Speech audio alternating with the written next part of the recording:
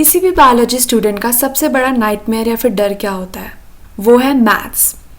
Maths बोले या aptitude बोले, हर बायोलॉजी स्टूडेंट को इससे डर लगती है।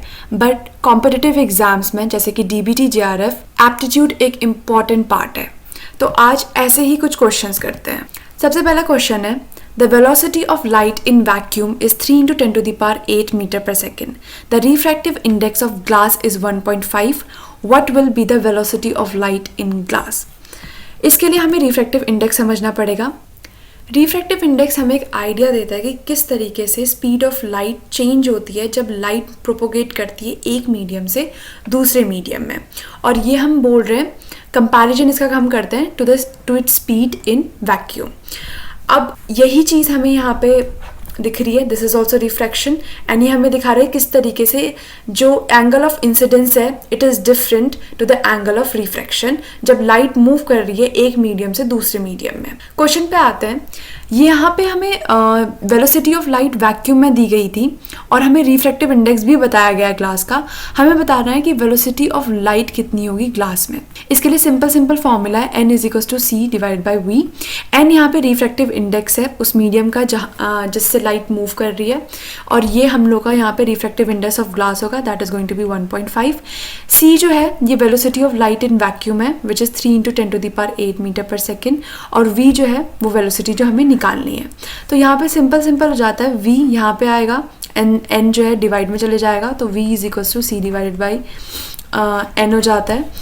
Putting on the values, c जो है it is 3 × 10⁸ metre per second divide by 1.5। अगर हम इसे यहाँ पे डालते हैं तो ये आ जाएगा, सीधे आंसर आ जाएगा हम लोग का जो भी velocity of light in glass है is 2 × 10⁸ metre per second. So the answer is going to be second here. अब ये जो है ये डायरेक्शन का क्वेश्चन है, तो हम एक एक करके स्टेटमेंट पढ़ेंगे और साथ में फिगर्स देखेंगे। Sunita is looking for a father. Sunita went 90 metre east before turning to her right. Sunita A point पे थी और वो 90 मीटर गई before turning to her right. अपने राइट मुड़ने से पहले वो 90 मीटर गई, तो 90 मीटर का हमने यहाँ पे डायग्राम बना लिया। देन शी वेंट 20 मीटर, इसके बाद वो 20 मीटर गई, तो ये 20 मीटर राइट पे गई है अपनी। अगर वो यहाँ पे है तो अपने राइट पे वो 20 मीटर गई है, तो ये C पॉइंट तक गई। फिर उसके बाद took a right turn and walked for 30 metre.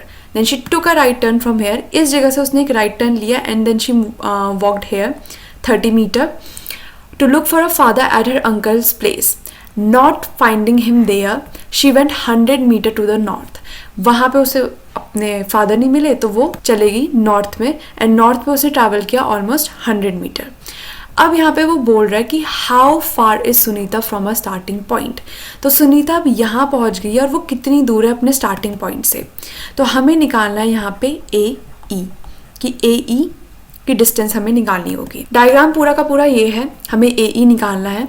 तो सबसे पहले देख लेते हैं कि हमें ये चाहिए होगा, AF चाहिए होगा और FE चाहिए होगा। 90 और 100 जो है ये पूरा AB और ED की डिस्टेंस है।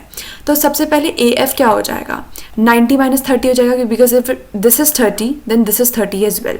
तो 90 - 30 = 60, एंड 100 का भी सेम सीन है, 20 यहाँ पे है तो 20 इधर पे हो जाएगा, तो 100 - 20 करेंगे तो आ जाएगा 80। तो AE हम कैसे निकालेंगे, पाइथागोरस थ्योरम यूज़ करेंगे। पाइथागोरस थ्योरम में वैल्यूज़ अगर जब हम रखते हैं तो एट द एंड मुझे ये 10,000 आंसर मिल रहा है। इसके बाद हम इसका स्क्वायर रूट निकाल लेंगे।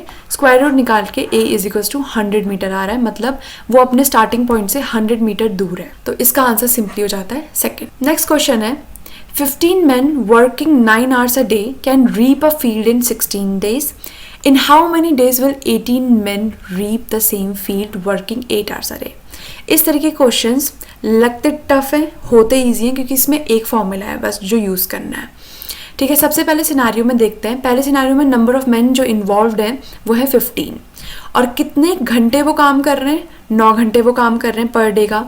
ठीक है, फिर कितने दिन उन्हें लग रहे हैं टोटल रीप करने के लिए या फील्ड, दैट इज 16 डेज लग रहे हैं। तो ये पहला डेटा हो गया। फिर उसके बाद जो मेन फार्मूला है वो है यही फार्मूला आपको याद रखना है, W = M1 इंटू मतलब कितने मैन या कितने लेबर इन्वॉल्व हैं, कितने आवर्स लगे हैं और कितने दिन लगे हैं। सो M into H into D, ये फॉर्मूला याद रखना है। इसमें वैल्यूज़ पुट कर देंगे फर्स्ट सिनारियो के लिए, तो ये हमें मिल जाएगा। अब इसके बाद सेकेंड सिनारियो की बात करते हैं। सेकेंड सिनारियो में बात हुई है कि in how many days will 18 men reap the same field working 8 hours। तो यहाँ पे हमें मैन दिया है कि 18 हैं, डेज आवर्स दिए हैं कि 8 hours हैं, लेकिन हमें डेज निकालना है, यही चीज़ हमें फाइंड आउट करनी है। अब जो अमाउंट ऑफ वर्क है वो सेम है दोनों सिनारियो में, तो 15 into 9 into 16 is going to be equal to 18 into 8 into D2। Okay, तो अब यहाँ पे मुझे D2 निकालना है, तो D2 is equal to simply हो जाएगा 15 into 9 into 16 divided by 18 into 8। इसको अगर हम सॉल्व कर लेते हैं तो ये कितना आ जाए, 1 जा 2 जा 8 जा, तो D2 इज इक्वल टू कितना हो जाएगा, 15 डेज। तो 15 दिन लग रहे हैं सेकेंड सिनारियो में, 15 days is going to be the answer है। लास्ट क्वेश्चन करते हैं।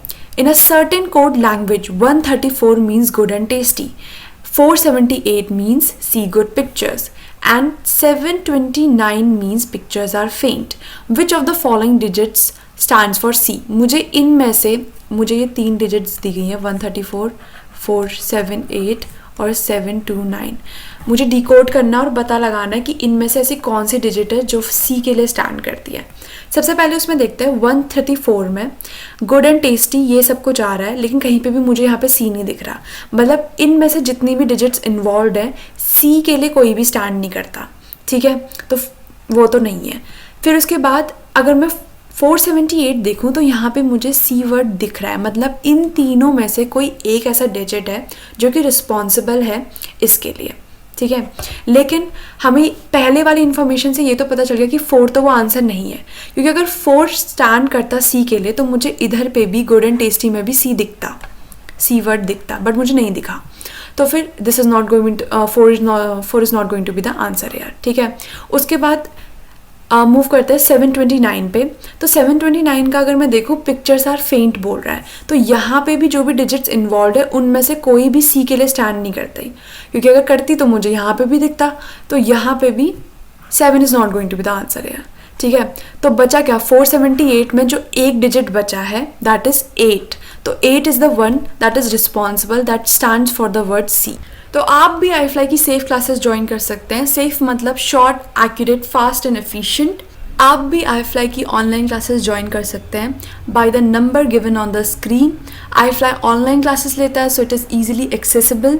आप इस नंबर पे कांटेक्ट कर सकते हैं, then we can discuss the cost. एक रजिस्ट्रेशन फॉर्म आपको फिल करना होगा and then you can join a batch.